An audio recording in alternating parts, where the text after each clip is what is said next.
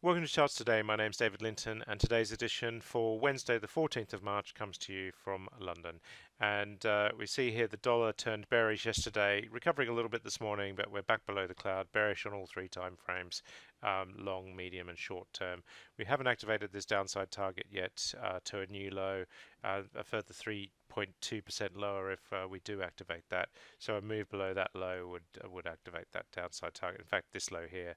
So we just need to keep an eye out on that. But back into bearish territory on the dollar. The euro is actually in bullish territory, though it's down 0.2% this morning. We haven't activated this downside target. We look like we're going through a trend change here, so that's looking a little bit better as well.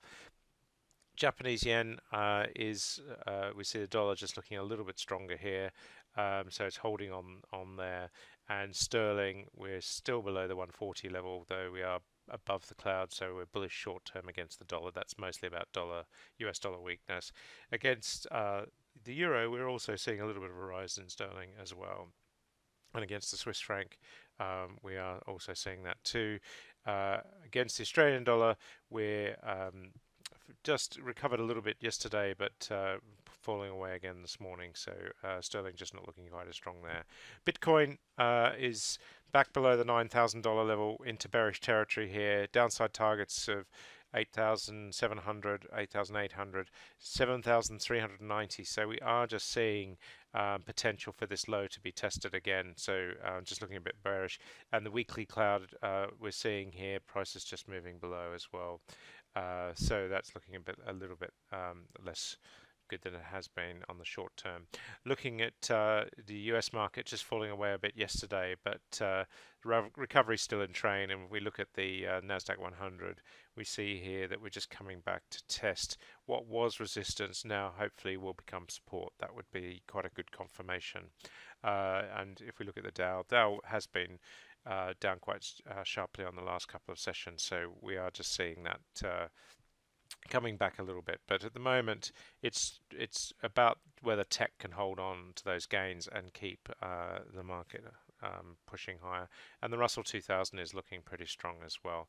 Nasdaq E-mini, the S&P E-mini is up this morning by 0.25%, and the Nasdaq E-mini is up by 0.4%. So it does suggest the US market will open higher. FTSE this morning is up about 1/3%, just starting to look a little bit better on the short-term chart as it finds support there. And UK mid-caps also looking stronger as we're through the cloud, looking stronger than the FTSE 100 actually. And then looking at the DAX, we see here recovering somewhat, but still bearish in the medium-term chart, and the CAC Caron not as bad. The DAX made new lows in March. The CAC didn't. It made a higher low, so that is looking a little bit better. Japan was off about 0.5% overnight, so not looking as strong, and the Hang Seng the same. Pretty well most Asian markets were down by about that much. Hang Seng is still looking pretty bullish though, and China also just recovering there somewhat. The Indian market was fairly flat, but has just really struggled of late, so that's quite key. Taking a look at Brent crude, sitting below the $65 mark. This is becoming a pretty critical level for Brent. And we're just struggling, and the medium-term chart is just wandering out. So it does look like crude may see a weaker second half this year. And like Texas Light, much the same. WTI we're seeing here, just bearish below the cloud as well. US nat gas sitting at $2.75, just coming into weaker territory. Not yet bearish on the short-term chart, but looking weaker nonetheless. This recovery trend probably is coming under pressure. This 250 level is really the key to watch out for. Taking a look at gold, gold sitting at $1,326 at the moment, back into bullish territory short term, so looking a little bit better there.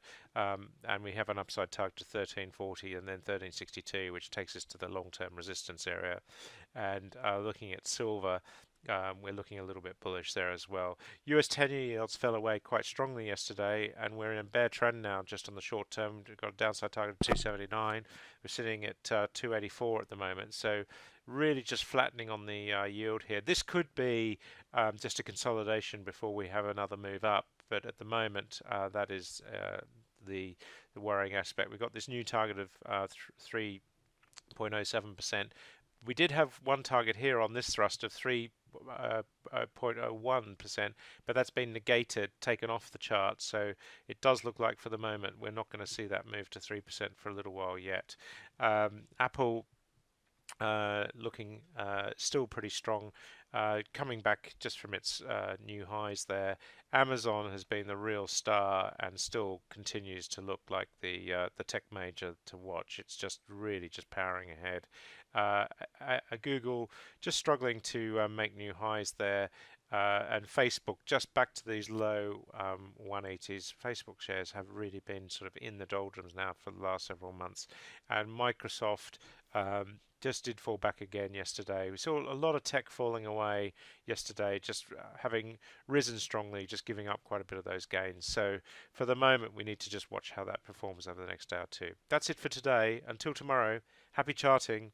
See you then.